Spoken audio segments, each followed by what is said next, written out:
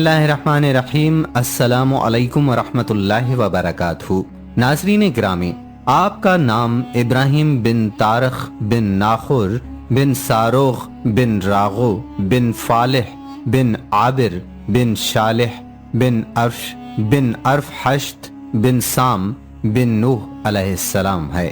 حضرت ابراہیم علیہ السلام کی والدہ کا نام امیلہ تھا۔ کلبی نے آپ کی والدہ کا نام بونا ذکر کیا ہے، جو بنو عرف حشت بن سام بن نوح علیہ السلام کی نسل سے تھیں۔ مورخین نے نقل کیا ہے کہ 75 برس کی عمر میں تاریخ کے ہاں ابراہیم علیہ السلام کی پیدائش ہوئی، پھر ناخور اور ہاران پیدا ہوئے اور ہاران کے ہاں لوط علیہ السلام کی پیدائش ہوئی۔ مورخین نے یہ بھی کہا ہے کہ ابراہیم علیہ السلام اپنے بھائیوں میں درمیانے تھے۔ ہاران اپنے باپ کی زندگی میں ہی اسی علاقے میں فوت ہو گیا جہاں وہ پیدا ہوا تھا۔ وہ کلدانیوں کا علاقہ یعنی بابل شہر تھا۔ ناظرین، ابن عساکر نے سیدنا ابن عباس رضی اللہ تعالی عنہ سے بیان کیا ہے کہ ابراہیم علیہ السلام دمشق میں برزہ نامی بستی میں واقع قاسیوں پہاڑ میں پیدا ہوئے، لیکن صحیح یہ ہے کہ آپ بابل میں پیدا ہوئے اور برزہ نامی بستی کی طرف آپ کو اس لیے منسوب کیا گیا ہے کہ جب آپ لوط علیہ السلام کی مدد کے لیے ان کے علاقے میں گئے تھے تو آپ نے وہاں نماز ادا فرمائی تھی۔ اہل تاریخ کا کہنا ہے کہ ابراہیم علیہ السلام نے سارا سے اور ان کے بھائی ناخور نے اپنی چچا زاد ملکہ بنت ہاران سے شادی کی۔ سارا کے بانجھ ہونے کے سبب ان کے ہاں کوئی اولاد پیدا نہ ہوئی۔ انہوں نے یہ بھی نقل کیا ہے کہ طارق نے اپنے بیٹے ابراہیم اور اس کی بیوی سارا اور اپنے پوتے لوط کو کلدانیوں کی زمین یعنی بابل سے لا کر کنعانیوں کی زمین میں واقع ہاران کے علاقے میں آباد کیا اور پھر وہیں 250 برس کی عمر میں فوت ہوا۔ اس سے معلوم ہوا کہ طارق کی جائے پیدائش ہاران کا علاقہ نہیں بلکہ کلدانیوں کا علاقہ بابل ہے۔ بعد میں وہ کنعانیوں کے علاقے ہاران یعنی بیت المقدس میں آ کر آباد ہو گیا۔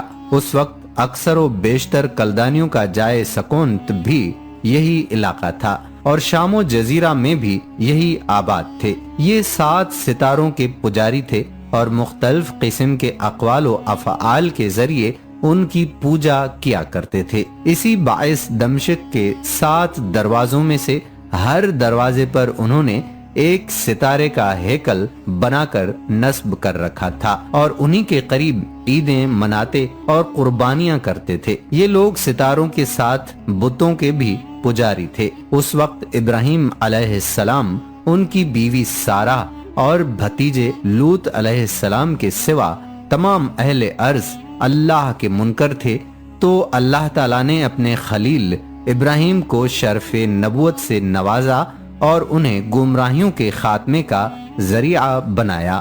ناظرین، اللہ تعالیٰ نے ابراہیم علیہ السلام کو بچپن ہی میں رشد و ہدایت سے نوازا تھا اور بڑھاپے میں اپنا خلیل بنایا۔ چنانچہ فرمایا، اور ہم نے پہلے سے ہی ابراہیم کو رشد و ہدایت عطا فرمائی تھی اور ہم اسے جانتے تھے، یعنی ہمیں علم تھا کہ وہ اس منصب کا اہل ہے۔ اللہ تعالیٰ نے مزید فرمایا، اور ابراہیم علیہ السلام نے اپنی قوم کو دعوت دیتے ہوئے فرمایا کہ اللہ تعالیٰ کی عبادت کرو اور اس سے ڈرتے رہو۔ اگر تم میں دانائی ہے تو یہی تمہارے لیے بہتر ہے۔ تم تو اللہ کے سوا بتوں کی پوجا کر رہے ہو اور جھوٹی باتیں دل سے گھڑ لیتے ہو۔ سنو، تم اللہ کے سوا جن کی پوجا کر رہے ہو وہ تمہاری روزی کے مالک نہیں، اس لیے تمہیں چاہیے کہ تم صرف اللہ تعالیٰ سے ہی روزی طلب کرو، اسی کی عبادت کرو اور اسی کی شکر گزاری کرو اور تم اسی کی طرف لوٹائے جاؤ گے۔ اور اگر جھٹلاؤ تو تم سے پہلے کی امتوں نے بھی جھٹلایا تھا۔ پیغمبر کے ذمے تو صرف واضح طور پر پہنچا دینا ہی ہے۔ کیا انہوں نے نہیں دیکھا کہ اللہ تعالیٰ نے مخلوق کی ابتدا کس طرح کی؟ اللہ تعالیٰ پھر اسے دوبارہ پیدا کرے گا۔ یہ تو اللہ پر بہت ہی آسان ہے۔ کہہ دیجئے کہ زمین میں چل پھر کر دیکھو تو صحیح کہ اللہ تعالیٰ نے کس طرح تخلیق کی ابتدا کی، پھر اللہ تعالیٰ ہی دوسری مرتبہ نئی پیدائش کرے گا۔ اللہ ہر چیز پر قادر ہے، جسے چاہے عذاب دے، جس پر چاہے رحم کرے۔ تم سب اسی کی طرف لوٹائے جاؤ گے۔ نہ تم زمین میں اللہ کو عاجز کر سکتے ہو اور نہ آسمان میں۔ اللہ کے سوا تمہارا نہ کوئی والی ہے اور نہ کوئی مددگار۔ جو لوگ اللہ کی آیتوں اور اس کی ملاقات کو بھلاتے ہیں وہ میری رحمت سے نا امید ہو جائیں اور ان کے لیے دردناک عذاب ہے۔ قوم نے صرف یہی جواب دیا کہ اسے مار ڈالو یا جلا دو۔ بالآخر اللہ نے انہیں آگ سے بچا لیا۔ اس میں اہل ایمان کے لیے بہت سی نشانیاں ہیں۔ ابراہیم علیہ السلام نے کہا کہ تم نے اللہ کے علاوہ بتوں کی پوجا کی ہے دنیا کی زمین میں باہم دوستی کی غرض سے، مگر تم سب روز قیامت ایک دوسرے سے کفر اور ایک دوسرے پر لعنت کرنے لگو گے اور تم سب کا ٹھکانہ دوزخ ہوگا اور تمہارا کوئی مددگار نہ ہوگا۔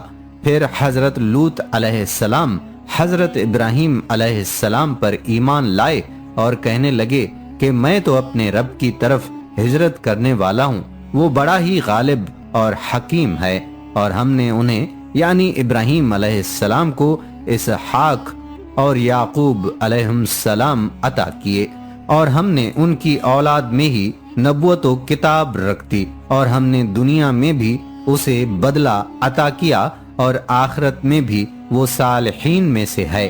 ناظرین، حضرت ابراہیم علیہ السلام کا والد آزر یا تارخ بتوں کا پجاری تھا۔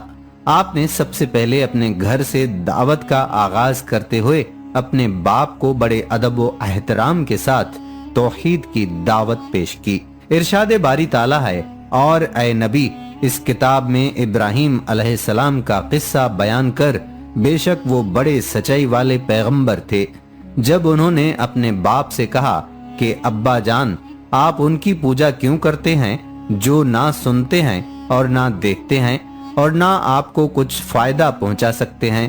اے میرے باپ، آپ دیکھیے، میرے پاس وہ علم آیا ہے جو آپ کے پاس آیا ہی نہیں، تو آپ میری ہی مانیں، میں بالکل سیدھی راہ کی طرف آپ کی رہنمائی کروں گا۔ میرے ابا جان، آپ شیطان کی پرستش سے باز آ جائیے، شیطان تو رحم کرنے والے پروردگار کا بڑا ہی نافرمان ہے۔ ابا جان، میں خائف ہوں کہ کہیں آپ پر کوئی عذاب الہی نہ آن پڑے کہ آپ شیطان کے ساتھی بن جائیں۔ اس نے جواب دیا کہ اے ابراہیم، کیا تو ہمارے معبودوں سے روگردانی کر رہا ہے؟ اگر تو باز نہ آیا تو میں تجھے پتھروں سے قتل کر دوں گا۔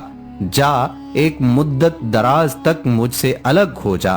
جواب میں ابراہیم علیہ السلام نے کہا، تم پر سلام ہو، میں تو اپنے پروردگار سے تمہاری بخشش کی دعا کرتا رہوں گا، وہ مجھ پر حد درجہ مہربان ہے۔ میں تو تمہیں بھی اور جن جن کو تم اللہ کے سوا پکارتے ہو انہیں بھی یعنی سب کو چھوڑ رہا ہوں، صرف اپنے پروردگار کو پکارتا رہوں گا۔ مجھے یقین ہے کہ میں اپنے پروردگار سے دعا مانگ کر محروم نہ رہوں گا۔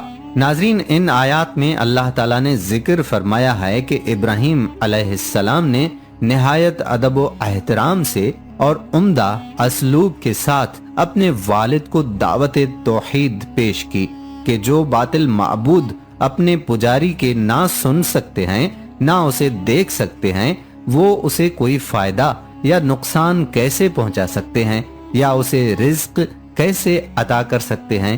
پھر انہوں نے اپنے والد کو اس علم نافع اور ہدایت کے متعلق بتایا جو اللہ تعالیٰ نے انہیں کم عمر کے باوجود عطا کر دی تھی۔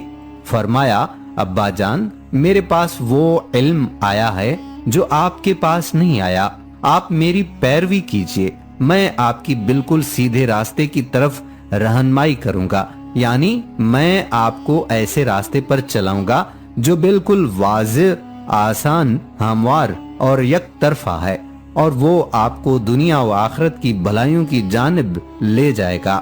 لیکن والد نے دعوت حق قبول کرنے کی بجائے الٹا دھمکیاں دینا شروع کر دیں۔ کہا ابراہیم اگر تو باز نہ آیا تو میں تجھے سنگسار کر دوں گا۔ ابراہیم علیہ السلام نے کہا کہ میں اپنے پروردگار سے آپ کی بخشش کے لیے دعا مانگتا رہوں گا، یقیناً وہ میرے ساتھ بڑا مہربان ہے۔